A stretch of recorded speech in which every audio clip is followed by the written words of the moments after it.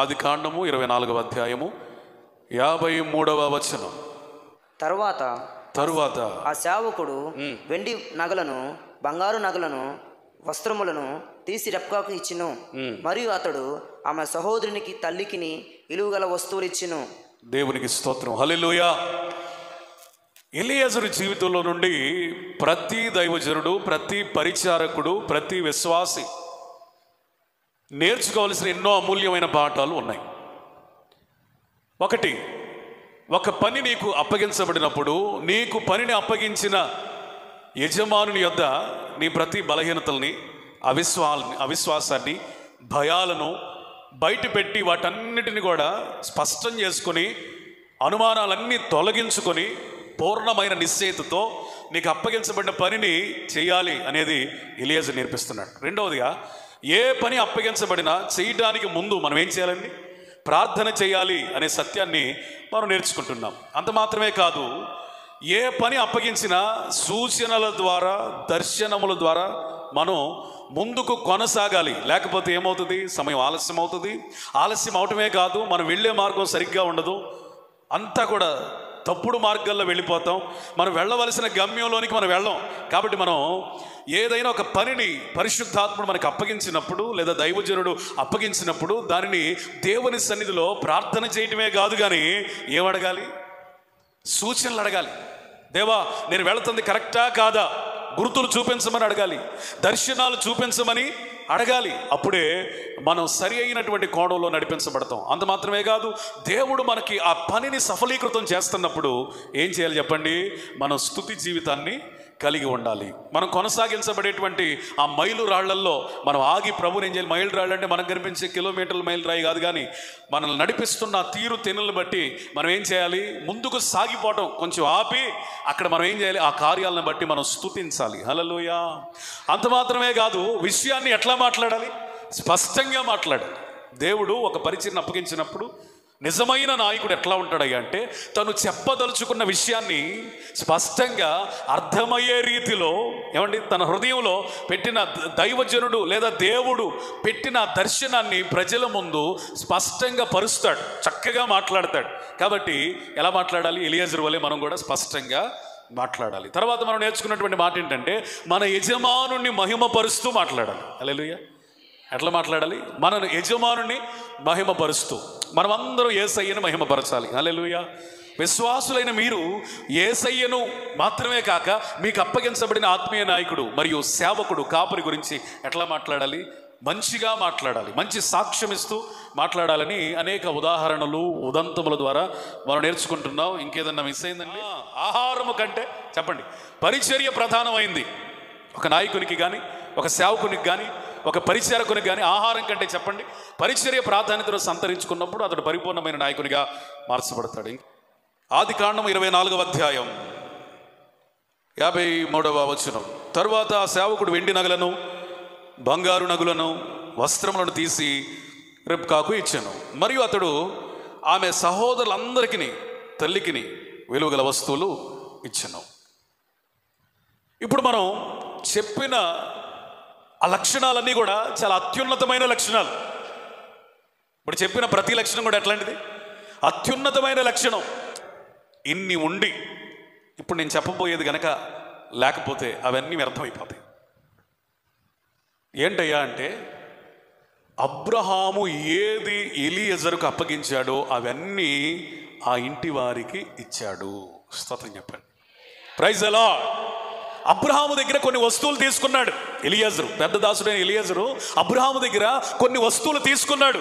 ఎందుకు తీసుకున్నాడయ్యా అంటే, తన యజమానుడైనటువంటి అబ్రహాము యొక్క కుమారుడైన ఇస్సాకుకి ఎవరైతే భార్యగా దొరుకుతుందో ఆ అమ్మాయికి ఇవ్వడానికి, ఆ అమ్మాయికి సంబంధించిన తల్లికి లేదా ఆ ఇంటి వారికి, సహోదరులకు, వాళ్ళందరికీ కూడా ఇవ్వడానికి అబ్రహాము దగ్గర నుండి వెండి, బంగారం మరి కొన్ని విలువైన వస్తువులన్నీ కూడా పొందుకున్నాడు.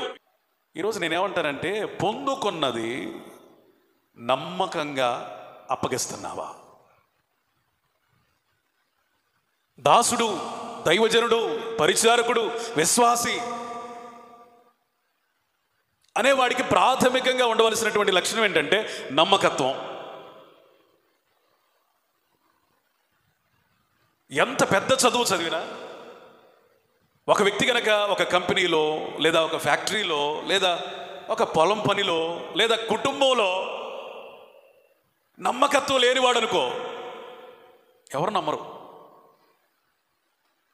ఫర్ ఎగ్జాంపుల్, మీ ఇంటిలోనే, ఊరినే అర్థం కావడం కోసం చెబుతున్నా, మీ ఇంటిలోనే నీ భర్తే నమ్మకస్తుడు కాదనుకోండి, డబ్బు విషయంలో, డబ్బుని ఎట్లా పెడితే అట్లా ఉంచుతావా? లేకపోతే దాన్ని కూడా భర్త నుంచి కాపాడుకోవడానికి ఏం చేస్తావు? భద్రపరుస్తావు లేదా? నిజం చెప్పండి, అవునా కదా? స్త్రీలను మళ్ళీ అడుగుతున్నా, మీ కుమారులు లేదా మీ కుమార్తెలు నమ్మకస్తులు కాదనుకోండి, డబ్బు విషయంలో కానీ ఇంటి విషయంలో కానీ వాళ్ళకి పూర్తి బాధ్యతలు ఇవ్వడానికి ఆలోచిస్తారా, ఆలోచించరా? యథార్థం చెప్పండి. నేనేమంటానంటే, మీ భర్తని మీరు నమ్మట్లా, నమ్మకస్తులు కాకపోతే మీ పిల్లలు కూడా మీరు నమ్మట్లా, నమ్మకస్తులు కాకపోతే మీ భార్యలు కూడా మీరు నమ్మరు, మీ పిల్లలు కూడా మీరు నమ్మరు. నమ్మకస్తులు కాకపోతే నేను కూడా విశ్వాసాన్ని ఎవరిని నమ్మను. నమ్మకస్తులు కాకపోతే నన్ను కూడా దేవుడు నమ్మడు. నమ్మకస్తులు కాకపోతే మనలో ఎవరిని కూడా దేవుడు నమ్మడు. ఆస్తులు పోయినా, అంతస్తులు పోయినా, ఐశ్వర్యాలు పోయినా, జీవితంలో విలువైనవి ఎన్నైనా పోని, నమ్మకత్వాన్ని దేవుని యొద్ద, మనుషుల యొద్ద మనం కోల్పోయామంటే మనం చాలా లాస్ అయిపోయినట్టే. ప్రతి బాధ్యత నమ్మకం మీదే ఆధారపడింది. ఎవరంటారు కదంటారా? Each and every responsibility depends on our faithfulness. Talent తర్వాత, చదువు తర్వాత, అందం తర్వాత, అర్హతల తర్వాత, పేరు ప్రఖ్యాతుల తర్వాత, ఏ వ్యక్తిలోనైనా దేవుడు మొదట చూసేది నమ్మకత్వం. ఈరోజు దేవుడు నీకు అప్పగించిన ఏదైనా కాపాడుకునే విషయంలో, ఖర్చు పెట్టే విషయంలో, ఇచ్చే విషయంలో, భద్రపరిచే విషయంలో ఏ స్థాయిలో ఉన్నావు?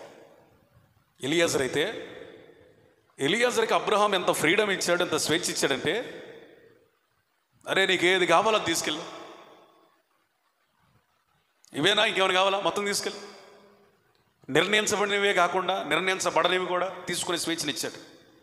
అంత స్వేచ్ఛనిచ్చిన ఎలియాజరు ఎంత వాడుకోవాలో అంతే వాడుకొని, ఎంత ఇవ్వాలో అంతే ఇచ్చి, ఎంత చేయాలో అంతా చేసి, ఎవరిది ఎవరికి ఇవ్వాలో, ఎవరికి ఏది నిర్ణయించబడిందో ఆ వెండినే కానీ బంగారమే కానీ విలువైన వస్తువు కానీ రిబ్కాకి, తన తల్లికి, తన సహోదరులకి, తన ఇంటి వారందరికీ కూడా వారి వారి వంతుల ప్రకారం నిర్ణయించబడినవన్నీ కూడా పంచి ఇచ్చాడు.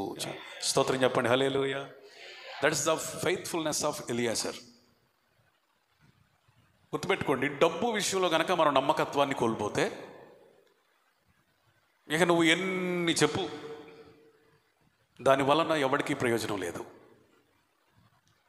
నీకు అప్పగించబడిన బాధ్యతల విషయంలో కనుక నీకు నమ్మకత్వం లేకపోతే దేవుడు మరొకటి అప్పగించడానికి ఇష్టపడ్డు. ఈరోజు ఎలియాజరు జీవితం నుంచి మనం నేర్చుకోవాల్సినటువంటి పాఠం ఏంటంటే, నీకు అప్పగించబడిన దానిని, చెప్పండి, ఎలియాజరు వలె దారిలో ఎక్కడైనా పోగొట్టుకున్నాడండి? ఎంత దూరం ప్రయాణం చేసినా వస్తువుల్ని భద్రంగా కాపాడాడు. రెండవది, తను దొంగిలించలేదు. మూడవది, ఇవ్వాల్సిన వాళ్ళకి ఇచ్చేశాడు. స్తోత్రం చెప్పండి.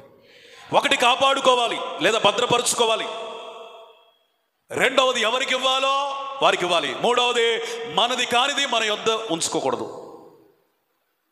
క్లోజ్నెస్ ఉండొచ్చు యజమానుడితో.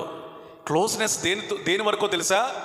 ప్రేమ, సమాధానం, బాధ్యతలు, ఇవే కానీ తీసుకోమన్నది మాత్రమే తీసుకుంటాడు. కానీ తన పరిధిలో లేనిది ఏది కూడా ముట్టుకోవడానికి ఎలియాజరు ఇష్టపడ్డు. హల్లెలూయా, స్తోత్రం చెప్పండి.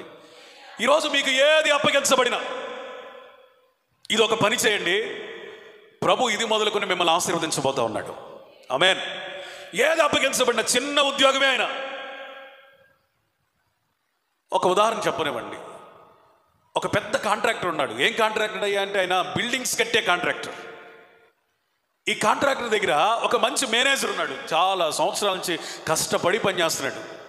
తక్కువ జీతం మొదలుకొని బాగా మంచి జీతం వచ్చే స్థాయిలో దాకా చేస్తూనే ఉన్నాడు.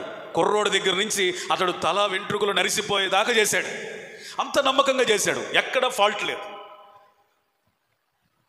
అతనికి ఏం కలిగిందంటే, ఇంతకాలం చేశాను, బాగా సంపాదించాను, పిల్లల్ని కన్నాను, వాళ్ళకి పెళ్ళిళ్ళు చేశాను, మనవాళ్ళని కూడా చూసుకునే వయసు నాకు వచ్చింది, ఇక నేనేమి శ్రమ పడతానులే, ఇక రిటైర్డ్ అయిపోదాం, ఈ పని విరమించుకుందాం, ఇక విశ్రాంతి తీసుకుందాం అని అనుకుంటున్నాడు.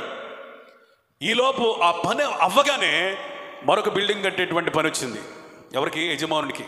ఈ కాంట్రాక్టరు ఆ మేనేజర్ని పిలిచి, అయ్యా ఇదిగో దేవుని దయ వల్ల ఇది అయిపోయింది, సక్సెస్ఫుల్గా బాగా చేయించావు, ఇంకొక పని ఉంది, ఇది కూడా మొదలు పెట్టాలి అనగానే ఇక ఆయన తట్టుకోలేక హృదయంలో ఉన్న బాధనంతా చెబుతున్నాడు.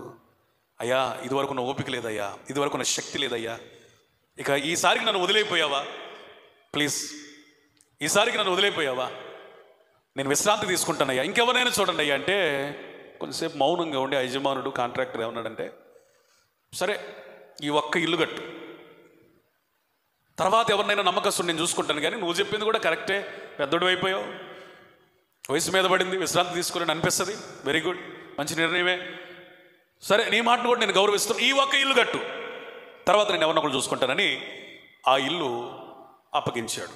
ఇతనికి ఇన్ని ఇల్లు నమ్మకంగా కట్టాడు, కానీ ఇప్పుడు ఏమొచ్చిందో తెలుసా? అలసత్వం. ఏం కడతాంలే, ఇంకేం చేస్తాంలే, సరే ఇది ఒక్కటే కదా, త్వరగా ముగించేద్దామని క్వాలిటీ తక్కువ ఇనుము, క్వాలిటీ తక్కువ సిమెంటు, ఏమండి పనిలో నిపుణత లేకుండా పని వాళ్ళని తొందర పెట్టారే, తొందరగా కానివ్వండి అని పని వాళ్ళ చేత త్వరగా చేయించి 3 నెలల్లో కట్టాల్సిన ఇల్లు నెలలోనే కట్టి శబాష్ అనిపించుకుందాం, వెళ్ళిపోదాం అన్నట్టుగా చేయించాడు. 4 రోజుల్లో 4 రోజుల పనంతా ముగించిన తర్వాత ఆ పనివానికి యజమానుడు కాంట్రాక్టరు తాళాలు ఇచ్చి, ఇది వేరే ఎవరికో కాదు, నీకే బాబు, ఇంతకాలం నా దగ్గర కష్టపడ్డావు కదా, నీకు ఒక ఇల్లు గిఫ్ట్గా ఇద్దామని అనుకున్నాను, చివరికి అది కూడా ముగించేసాం, వెరీ గుడ్ అని చెప్పేసి అది పెట్టగానే చేతిలోకి అతనికి ఏడుపు ఒకటే తక్కువ. ఎందుకు చెప్పండి? ఎన్నో వందల కాంట్రాక్టర్లు నా చేతి మీద గుండా చక్కగా కట్టి ముగించాను, ఇనుములో కానీ, సిమెంట్లో కానీ, ఇసుకలో కానీ, పనిలో కానీ, పనివారిలో కానీ ఎక్కడా నమ్మకత్వం లోపించకుండా అన్ని పర్ఫెక్ట్గా చేయించాను. నా దాకా వచ్చేసరికి నేను నమ్మకత్వాన్ని కోల్పోయి నా ఇంటినే నేను సరిగ్గా కట్టుకోలేకపోయాను, అయ్యో అని ఏడుపు ఒకటే తక్కువ. గుర్తుపెట్టుకోండి, నీ నమ్మకత్వం మీద నీ ఆశీర్వాదం ఆధారపడి ఉన్నది. స్తోత్రం చెప్పండి, స్తోత్రం చెప్పండి. నీకు ఒక పని అప్పగించినప్పుడు అది కష్టమే అయినా, నీకు నష్టమే వస్తున్నా, నీకు శక్తి సహకరించలేకపోతున్నా, వయసు ఉడిగిపోతున్నా, నీకు బలము చాలకున్నా, నీ పరిస్థితులు అనుకూలించకపోయినా, ప్రతికూలంగా ఉన్నా, తట్టుకోలేకపోతున్న పరిస్థితి ఏదైనా యజమానుడు అప్పగించిన దాన్ని భద్రంగా కాపాడుకోవాలి. ఎక్కడా కూడా అన్యాయంగా ప్రవర్తించకూడదు. ఎవరికి ఏది ఇవ్వాలో అది మనం ఇచ్చి యజమానుడి చేత బడా నమ్మకమైన మంచి దాసుడా అని అనిపించుకోవాలి. హల్లెలూయా, స్తోత్రం చెప్పండి, స్తోత్రం చెప్పండి. ప్రభు నీ శక్తిహీనతలు తెలియదా, బలహీనతలు తెలియదా, పరిస్థితులు తెలియదా, ప్రతికూలతలు తెలియదా? God knows each and every situation in your life. నీ జీవితంలో ప్రతి పరిస్థితి ఆయనకి తెలుసు. కానీ గొప్ప విషయం తెలుసా, నీ బలహీనత కంటే నీ నమ్మకత్వాన్ని ఆయన చూస్తాడు. ఆమేన్. నీ ప్రతికూలత కంటే కూడా నమ్మకత్వాన్ని ఆయన చూస్తాడు. నీ చుట్టూ ఉన్న వ్యతిరేక పరిస్థితుల కంటే కూడా ఆయన దేన్ని చూస్తాడు? నమ్మకత్వాన్ని చూస్తాడు. అందుకని ఇవన్నీ మనం సాకులుగా చెప్పుకుంటూ సరిపెట్టుకుంటే వినేవాళ్ళకి సమ్మతంగా ఉండొచ్చు, న్యాయబద్ధంగానే అనిపించవచ్చు, మనం సమర్థించే ప్రయత్నం చేయొచ్చు. కానీ పరమందుండి చూస్తున్న హృదయ రహస్యాలు ఎరిగిన దేవుడు మాత్రం మన హృదయంలో ఉన్న ప్రతి అణువు చూస్తాడు. ఆయన చూసి మన నమ్మకత్వానికి ఎక్కువ మార్కులు వేస్తాడు, తద్వారా మనం దీవిస్తాడు. కాబట్టి మనకేం కావాలి చెప్పండి? అప్పగించిన దాని విషయాన్ని కాపాడుకోండి. రెండోది, అప్పగించిన దాన్ని దొంగిలించవద్దు. మూడోది, అప్పగించిన దాన్ని ఎవరికి ఇవ్వాలో వాళ్ళకి ఇవ్వండి. నమ్మకత్వంలో 3 పాయింట్లు ఉన్నాయి ఎలియాజర్లో. ఒకటి, అప్పగించిన దాన్ని ఏం చేసుకోవాలి? కాపాడుకోవాలి. రెండోది, అప్పగించిన దాన్ని ఏం చేయాలి? దొంగిలించకూడదు. మూడోది ఏం చేయాలి? అప్పగించిన దాన్ని ఎవరికి ఇవ్వాలో వారికి ఖచ్చితంగా మనం ఇవ్వగలగాలి. యోసేపు దగ్గరికి వెళ్దాం. యోసేపు ఎంత నమ్మకస్తుడో చూడండి ఒకసారి. ఆదికాండం తీయండి. నమ్మకత్వం అంటే యోసేపేనండి. ఆదికాండం 39వ అధ్యాయం 7 నుంచి చదువయ్యా. అటు తరువాత అతని యజమాని భార్య యోసేపు మీద కన్ను వేసి తనతో శయనించమని చెప్పెను. అయితే అతడు ఒప్పక, నా యజమానుడు తనకు కలిగినదంతయు నా చేతికి అప్పగించింది కదా, నా వశమున తన ఇంటిలో ఏమి ఉన్నదో అతడు ఎరుగడు. ఈ ఇంటిలో నాకంటే పైవాడు ఎవడనూ లేడు. నీవు అతని భార్య అయినందున నిన్ను తప్ప మరి దేనిని నాకు అప్పగింప ఉండలేదు. కాబట్టి నేనెట్లు ఇంత ఘోరమైన దుష్కార్యం చేసి దేవునికి విరోధంగా పాపం కొట్టుకొందునని తన యజమాని భార్యతో అనెను. చాలండి, దేవునికి స్తోత్రం చెప్పండి. యోసేపు అందగాడు, రూపవంతుడు, సౌందర్యవంతుడు గనక యోసేపు ఏ ఇంట్లో పనిచేస్తున్నాడో ఆ పోతీఫర్ భార్య యోసేపు మీద కన్ను వేసి దినదినము శోధిస్తున్నప్పుడు, శయనించమని అడుగుతున్నప్పుడు, బలవంతం చేస్తున్నప్పుడు యోసేపు అన్న మాటను మీరు స్పష్టంగా గమనించినట్లయితే యోసేపు ఏమంటున్నాడంటే, నా యజమానుడు తనకు కలిగినదంతయు నా చేతికి అప్పగించాడు. నన్ను ఎంత నమ్మాడంటే తన ఇంటిలో ఏముందో ఏమి లేదో అతడు ఎరుగడు. ఇంకా నన్ను ఎంత నమ్మాడంటే నా మీద అజమాయిషీ చేయడానికి కానీ, నా మీద నిఘా పెట్టడానికి కానీ ఇంకొకరిని నాకంటే పైగా నియమించలేదు. నీవు అతని భార్య అయినందున నిన్ను తప్ప మరి అన్నీ అప్పగించాడు. దేవునికి స్తోత్రం చెప్పండి. యోసేపు నమ్మకత్వాన్ని చూడండి. యోసేపు కట ఆ ఇంటిలో అన్నీ అప్పగించాడట. ఇంక ఎంత బాగా నమ్మాడు తెలుసా యోసేపుని? ఆ ఇంట్లో ఏముందో ఏమి లేదో పోతీఫర్కి తెలియదట. ఇంకెంత బాగా నమ్మాడో తెలుసా? అరే యోసేపు మీద ఒక్క నేండ్రా అని ఇంకొకరికి ఎవరికి చెప్పలేదట. స్తోత్రం చెబుతారా? హల్లెలూయా. ఇక ఆయనకి ఏమీ తెలియదు. ఆయన ఉద్యోగం మీద ఆయన చేసుకుంటున్నాడు, వస్తున్నాడు, టయానికి వెళ్ళిపోతున్నాడు, టయానికి వస్తున్నాడు, ఒక ముద్ద తింటున్నాడు, పడుకుంటున్నాడు తప్ప అతనికి ఆ ఇంట్లో ఏముంది, ఏమి పోయింది, ఆ లెక్కలో ఏమి యోసేపుని అడగటం లేదు. యోసేపు ప్రవర్తనని పరిశీలించడానికి ఇంకొకరిని పెట్టి ఆరాధించడం లేదు. ఇవేమీ చేయట్లేదు. అంత బాగా నమ్మాడు. యోసేపు అంటున్నాడు, నా యజమానుడు నాకు అన్నీ అప్పగించాడు, నిన్ను మాత్రం అప్పగించలేదు. స్తోత్రం చెప్పండి.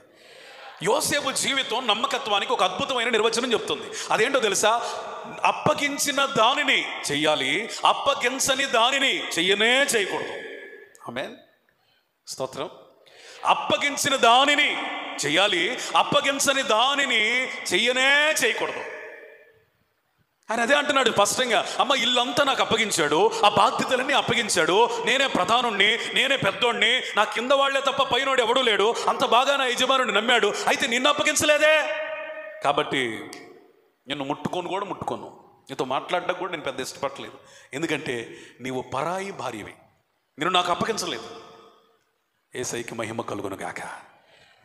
యోసేపు నమ్మకత్వాన్ని ఎన్నోసార్లు పరీక్షించుకుంటూ వచ్చాడు, కానీ ఇది చాలా క్రిటికల్ టైం, చాలా విషమమైన సమయం, కఠినమైన సమయం, కష్టతరమైన సమయం, జయించడానికి చాలా భయంకరమైన సమయం.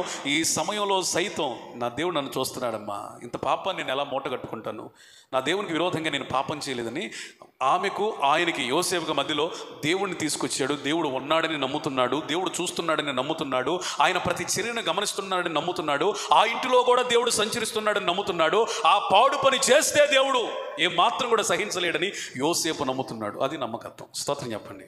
యోసేపు నమ్మకత్వం నేర్పిస్తున్న ఇంకొక నిర్వచనం చెప్పమంటారా? అతడు దేవుని యజమానుణ్ణి, ఇంకొంచెం దగ్గరగా చెప్పాలంటే అతడు దేవుణ్ణి, మనిషిని ఇద్దరిని దృష్టిలో పెట్టుకొని నమ్మకంగా ఉన్నాడు. స్తోత్రం చెప్పండి. స్తోత్రం చెప్పండి. ఈరోజు నీకు ఏది అప్పగించబడినా మొదట దేవుని గురించి ఆలోచించండి, రెండోది దాన్ని అప్పగించిన మనిషి గురించి ఆలోచించండి. స్తోత్రం. హల్లెలూయా. మొదట ఎవరి గురించి ఆలోచించాలి? దేవుడి గురించి ఆలోచించాలి. రెండవది, అది ఏ మనిషి ద్వారా నీకు ఆ పని లేదా పరిచర్య లేదా what ever it anything in your life, అది నువ్వు ఆ మనిషి గురించి ఆలోచించాలి. ఈ పని నేను చేస్తే దేవుడు ఏమనుకుంటాడు, నెంబర్ 1 అది. రెండోది, ఈ పాడు పని నేను చేస్తే నాకు ఈ పని అప్పగించిన నా యజమానుని బాధ ఎట్లా ఉంటుంది, చేయకూడదు. హల్లెలూయా. స్తోత్రం చెప్పండి. యోసేపు జీవితం నమ్మకత్వం గురించి 2 నిర్వచనాలు చెప్పింది. ఒకటి, నీకు ఏది అప్పగించబడిందో అది శక్తి వంచన లేకుండా చెయ్యి. రెండోది, ఏది అప్పగించబడలేదో, మరి ముఖ్యంగా ఇలాంటి విషయాల్లో, ప్రమాదకరమైన విషయాల్లో, అసలు తాకకూడని, చేయకూడని విషయాల్లో చెయ్యనే చేయకూడదు. రెండోది, ఒకటి దేవుని గురించి ఆలోచించు, రెండోది ఆ పనిలో నిన్ను పెట్టిన మనిషి గురించి కూడా ఆలోచించు. Praise the Lord. హల్లెలూయా. నేను అనుకుంటాను యోసేపు యొక్క నమ్మకత్వాన్ని పోతీఫరు భార్య విషయంలో, పోతీఫరు ఇంటిలో గమనించిన దేవుడు అప్పుడు అనుకుని ఉంటాడు, ఇంత గొప్ప నమ్మకస్తునికి ఇల్లు కాదు ఈ ఐగుప్తుని అప్పగించిన ఏమీ నష్టం లేదు అని అనుకున్నాడు. చప్పట్లు కూడా దేవునికి స్తోత్రం చెప్పండి. చప్పట్లు కొట్టండి. హల్లెలూయా. హల్లెలూయా. నీకు ఏ పని అప్పగించినా దేవుడు మొదటగా నిన్ను నమ్మేటట్లుగా, నమ్మకత్వం అనే ముద్ర నీ మీద ఆయన ముద్ర పడేటట్లుగా నువ్వు కనుక చేయగలిగితే ఇక ఎవడు నిన్నేం చేయలేడు. స్తోత్రం చెప్పండి. Praise the lord. మొదట ఎవరి నమ్మకత్వాన్ని సంపాదించుకోవాలి? దేవుని నమ్మకత్వాన్ని. రెండోది ఎవరి నమ్మకత్వాన్ని సంపాదించుకోవాలి? మనుషుల నమ్మకత్వాన్ని. దేవుడు మోషే గురించి ఏమని మాట్లాడుతున్నాడు తెలుసా? మోషే నా ఇల్లంతటిలో నమ్మకస్తుడు. స్తోత్రం. He is faithful all over my house. నా ఇల్లంతటి మీద అతడు చాలా నమ్మకస్తుడిగా వ్యవహరించాడు. ఈరోజు దేవుడు మనకు అప్పగించిన పరిచర్యలో నేనైనా నీవైనా నమ్మకస్తులుగా ఉంటే ఎంత బాగుంటుంది. దేశంలో అట జ్ఞానవంతులు ఎదగట్లేదట, నమ్మకస్తులు ఎదుగుతున్నాడు దేవుడు. ఎవరిని? జ్ఞానవంతులు కాదట, నమ్మకస్తులు ఎదుగుతున్నాడు. అపనమ్మకస్తులు, అబద్ధికులు, అన్యాయం చేయవారు దేవునికి అసహ్యం. అందుకని మనం ఏమి సంపాదించుకోవాలి? నమ్మకత్వాన్ని సంపాదించుకోవాలి. హల్లెలూయా. యోసేపు నమ్మకత్వం ఎంత గొప్పదో ఇంకొక మాట చదవండి ఒకసారి. ఆదికాండం 47వ అధ్యాయం 14 చదవయ్యా. వచ్చిన వారికి దానిమ్మ ముట్టు వలన ఐగుప్తు దేశంలోను కానాను దేశంలోను దొరికిన ద్రవ్యమంతా యోసేపు సమకూర్చెను. ఆ ద్రవ్యమంతటిని యోసేపు ఫరో నగరంలోనికి తెప్పించెను. వింటున్నారా? యోసేపు ఐగుప్తు నగరానికి లేదా ఐగుప్తు దేశానికి మాత్రమే ధాన్యం అమ్మట్ల. ప్రపంచంలో కరువుతో విలవిలలాడుతున్న దేశాలన్నీ కూడా ఆహారం కోసం ఏ దేశం వస్తున్నాయి? ఐగుప్తు వస్తున్నాయి. గొప్ప విషయం ఏంటి తెలుసా? ప్రజల దగ్గర డబ్బు అయిపోతుందంట, కానీ యోసేపు దగ్గర ధాన్యం అవట్లా. అంత ధాన్యం ఉందట. మనుషులు కొంటున్నారు, ధాన్యం కొంటున్నారు, తింటున్నారు, డబ్బులు ఇస్తున్నారు, మళ్ళీ ధాన్యం కొంటున్నారు, తింటున్నారు, మళ్ళీ డబ్బులు ఇస్తున్నారు, ధాన్యం కొంటున్నారు, తింటున్నారు. వీళ్ళ దగ్గర డబ్బులు అయిపోతున్నాయి, కానీ యోసేపు దగ్గర ఉన్న ధాన్యం అయిపోవట్లేదట. ఇప్పుడు యోసేపు దగ్గర ఎంత డబ్బు ఉందో చూడండి. ప్రపంచ దేశాల్లో ఉన్న డబ్బు అంతా ఎక్కడికి వచ్చింది? డబ్బునంతటినట యోసేపు ఫరో నగరంలోనికి తెప్పించాడు. స్తోత్రం చెప్పండి. స్తోత్రం చెప్పండి. అంతటినా కొంతటినా చెప్పాలి. అంతా కొంత మొత్తం. యోసేపు డబ్బంతా తీసుకురా అని ఫరో అడిగినట్లేదు. యోసేపు తనకు తానే ఏం చేస్తున్నాడు తెలుసా? ఆ ద్రవ్యమంతటిని యోసేపు ఫరో నగరిలోనికి తెప్పించెను. ఈరోజు ఈ స్థితిలో నిన్ను అప్పగిస్తే, ఏది ప్రపంచ దేశాల డబ్బంతా నీ చేతిలో ఉండే స్థాయి రావాలంటే మామూలు విషయం అండి. ఏంట అసలు ఏమి చూశాడండి? ప్రపంచ దేశాల డబ్బంతా యోసేపు దగ్గర మూలిగేటట్టు చేయగలిగాడంటే యోసేపులో ఎంత గొప్ప నమ్మకత్వం ఉంది. గుర్తుపెట్టుకోండి, నీ నమ్మకత్వం పెరిగే కొద్దీ నీ స్థాయి పెరుగుతుంది. దేవుడు నిన్ను నమ్మే కొలది ప్రజలు నిన్ను నమ్ముతారు. స్తోత్రం చెప్పండి. సీక్రెట్ ఏంటయ్యా అంటే, మొదట దేవుడు నిన్ను నమ్మితే ప్రజలు నమ్ముతారు. ఆయన దగ్గరే నువ్వు నమ్మకత్వాన్ని సంపాదించుకోకపోతే ఎవ్వడు పొరపాటు నిన్ను నమ్మటానికి సాహసం చేయలేడు. అందుకని మన దేవుని దగ్గర ఏం సంపాదించుకోవాలి? నమ్మకత్వం. ఆయన దగ్గర నువ్వు నమ్మకత్వాన్ని కనుక సంపాదించుకుంటే నువ్వు 30, 60, 100 సంవత్సరం కృప వెంబడి కృప, మహిమ వెంబడి మహిమ, మేలు వెంబడి మేలు, ఆశీర్వాదం వెంబడి ఆశీర్వాదంలోకి వస్తావు. ఆమేన్ చెప్పండి. స్తోత్రం చెప్పండి. నువ్వు నమ్మకంగా ఉంటే నీ గ్రాఫ్ ఎట్లా ఉంటుందో మాట చెప్పనివ్వండి. యోసేపుని అన్నలు ఇష్మాయేలీయులకు అమ్మినప్పుడు యోసేపు విలువ 20 తులాల వెండి. ఆదికాండం 37వ అధ్యాయం 28 చదవండి. మిద్యానులైన వర్తకులు ఆ మీదుగా వెళ్ళుచుండగా వారు ఆ గుంటలో నుండి యోసేపుని పైకి తీసి ఆ ఇష్మాయేలులకు 20 తులముల వెండికిని అతని అమ్మివేసిరి. యోసేపుని అన్నలు ఇష్మాయేలీయులకు అమ్మినప్పుడు యోసేపు విలువ ఎంత? 20 వెండి తులాలు. అమ్మిన దగ్గర నుంచి ఐగుప్తు ధనం అంతటిని అప్పగించిన దాకా కొన్ని సంవత్సరాలు గడిచింది. ఈ మధ్యలో దేవుడు యోసేపు యొక్క నమ్మకత్వాన్ని చూసి ఐగుప్తు ధనం అంతటిని కూడా, ప్రపంచ దేశాల డబ్బును అంతటిని కూడా యోసేపు దగ్గర వచ్చేటట్టుగా, ఆ ధనాగారంలో అతడే దాని మీద అధికారిగా ఉండేటట్లుగా ఒక ప్రణాళిక సిద్ధము చేయగా, ఇప్పుడు నన్ను చెప్పనివ్వండి, అమ్మినప్పుడు అతని విలువ 20 వెండి తులాలే, కానీ దేవుడు నమ్మినప్పుడు అతని విలువ ప్రపంచ దేశాల డబ్బంతా. చెప్పండి కూడా దేవునికి స్తోత్రం చెప్పండి. స్తోత్రం చెప్పండి. హల్లెలూయా. అమ్మినప్పుడు 20 వెండి తులాలే, కానీ దేవుడు నమ్మితే ఇక దానికి లేదు, కొలత లేదు. There is no measurement. ఇంత డబ్బని రాయిలా ప్రపంచ దేశంలో ఉన్న డబ్బంతా ఎవరి దగ్గరికి వచ్చింది? ఇంతకీ మ్యాటర్ ఏంటి చెప్పనా? నిన్ను ఎంతమంది అయినా అమ్మేయచ్చు, నీ విలువ తక్కువగా చెప్పొచ్చు, నీకేమి రాదని అనొచ్చు, లేకపోతే నిన్ను ఎందుకు పనికిరాని వానిగా ముద్రించవచ్చు, నిన్ను తృణీకరించవచ్చు, వీడిదేముందిలేని కూరలో కరివేపాకులాగా తీసేయచ్చు. ఒకసారి దేవుడు నిన్ను నమ్మాడా, మనుషులు నిన్ను వదిలిపెట్టకుండా దేవుడే చేస్తాడు. స్తోత్రం చెప్పండి. It's all about faith matters. ఇదంతా కూడా నమ్మకత్వమే కేంద్రం. స్తోత్రం చెప్పండి. దైవజనుడైన నేను, విశ్వాసులైన మీరు, పరిచారకులు ఎవరైనా సరే యోసేపు వంటి నమ్మకత్వమును సంపాదించుకుందాముగాక. స్తోత్రం చెప్పండి.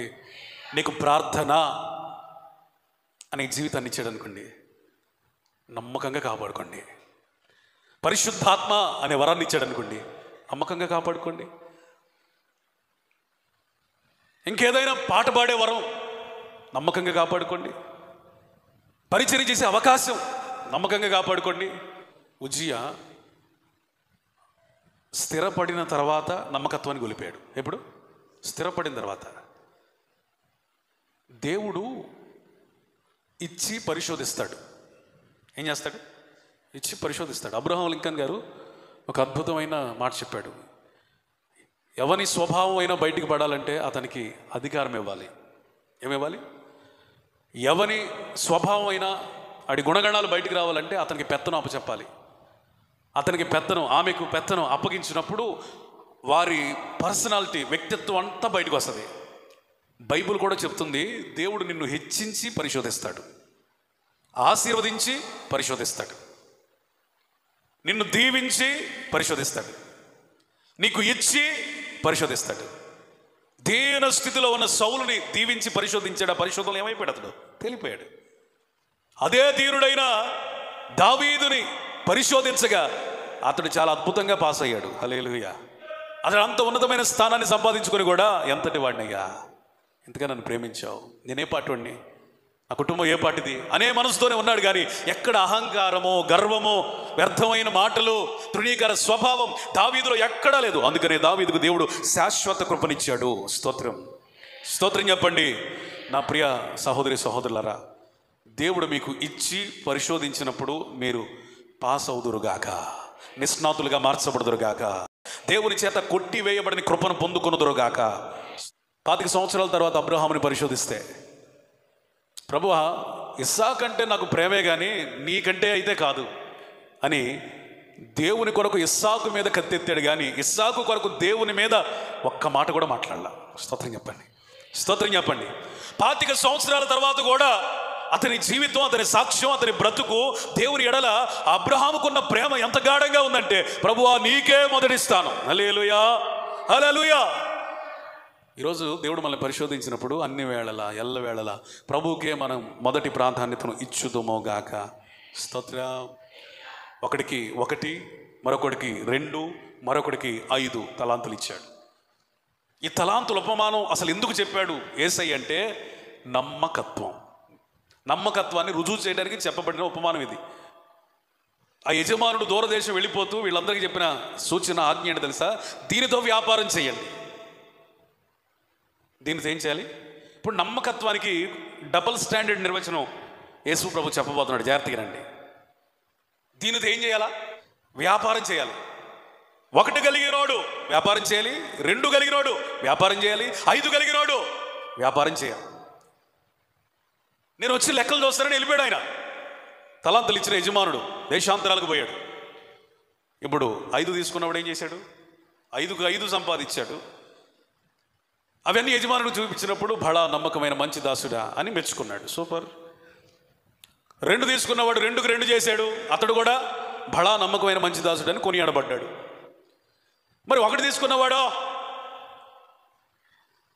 పాడైతే చేయలేదు కదా పాస్టర్ గారు, దాచిపెట్టాడుగా, భద్రపరిచాడుగా, పాడు చేయలేదుగా. ఇప్పుడు అదే నేను అంటుంది. యేసు ప్రభు నమ్మకత్వానికి ఇచ్చేటువంటి గొప్ప నిర్వచనం వినండి. ఎలియాజరు లాగా భద్రపరచడమే కాదట, రెట్టింపు చేయగలగాలి. స్తోత్రం చెప్పండి, స్తోత్రం చెప్పండి. కాపాడుకోవటమే కాదట, వ్యాపారం చేయాలి. హల్లెలూయా. ఎవ్వడు దొంగిలించకుండా గట్టిగా నిద్రపోకుండా చూసుకోవటమే కాదట, దానిని విస్తరింప చేయాలి. హల్లెలూయా. నీకు ఏది ఇచ్చినా నీవు దానితో వ్యాపారం చేయదువుగాక. స్తోత్రం చెప్పండి. వ్యాపారం అంటే మోసం చేసే వ్యాపారం కాదు. వ్యాపారం అంటే అబద్ధాలంటే వ్యాపారం కాదు. వ్యాపారం అంటే గర్వించుకునే వ్యాపారం కాదు. వ్యాపారం అంటే అర్థం ఏంటో తెలుసా? ప్రభువు నీకు ఇచ్చింది రాకడలో ఆయన ప్రత్యక్షమైనప్పుడు ఇచ్చిన దానికంటే అధికంగా కనబడాలి. స్తోత్రం చెప్పండి. స్తోత్రం చెప్పండి. ఇప్పుడు నా సేవ ఉందనుకో, కొంతమందిని ప్రభు ఇచ్చాడు అనుకో, ఆయన రాకడలో అన్నే ఆత్మలు ఉంటే కుదరదు, మరికొన్ని ఆత్మలు చేర్చబడాలి. ఆ ఒక్క సంఘమే నాకుంటే సరిపోదు, మరికొన్ని సంఘాలను నేనేం చేయాలి? తయారు చేయాలి. నీకు ఇవ్వబడిన ఒక్క తలాంతుతోనే స్తోత్రం స్తోత్రం స్తోత్రం అనుకుంటే సరిపోదు, మరికొన్ని తలాంతులను నువ్వేం చేసుకోవాలి? యాడ్ చేసుకోవాలి. హల్లెలూయా. కాపాడుకోవడం వరకైతే బాగానే ఉంది, కానీ చెప్పండి, వ్యాపారం చేయాలట. ఇది నీకు ఇచ్చి దాచిపెడితే ఉపయోగం ఏందిరా నాయన? దానికి నా దగ్గర ఉంచుకునేవాడిగా నేను. నా ఉద్దేశం అది కాదు. ఇచ్చిన దాన్ని ఎక్కువ చేయాలి, విస్తరింప చేయాలి. స్తోత్ర.